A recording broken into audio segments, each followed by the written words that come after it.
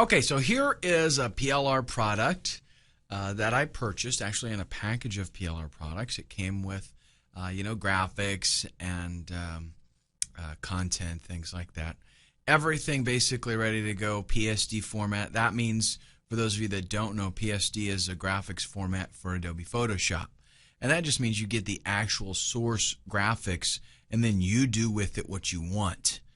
Okay? And this right here is a template that came with the package that is an e-cover, kind of e-book looking thing, for like a DVD case or something, or you can make a little book with it or something like that. And this is the graphics that came with it.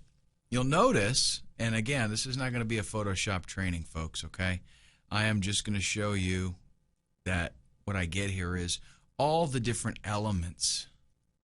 Okay, here's the different elements of this package. Those little birdies, the text elements that are in there. Let's find a title here maybe. The coins on the ground. Okay, they're all, the treasure chest, they're all little elements that are all different. Okay, and then put together, it's called a composition.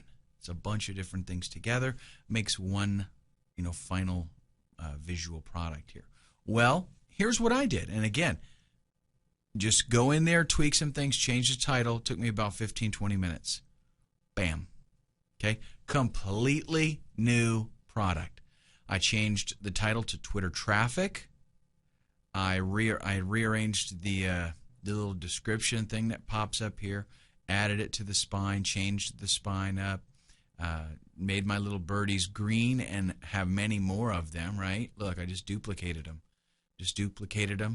Made it like they were saying all this with the little box there. Changed the overall color theme to that green color.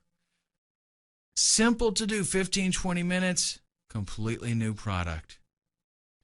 So that is all that it takes to make the switches so that you've got a new product. If you've got content that you're dealing with, you want to do the same thing. This package also came with a web template.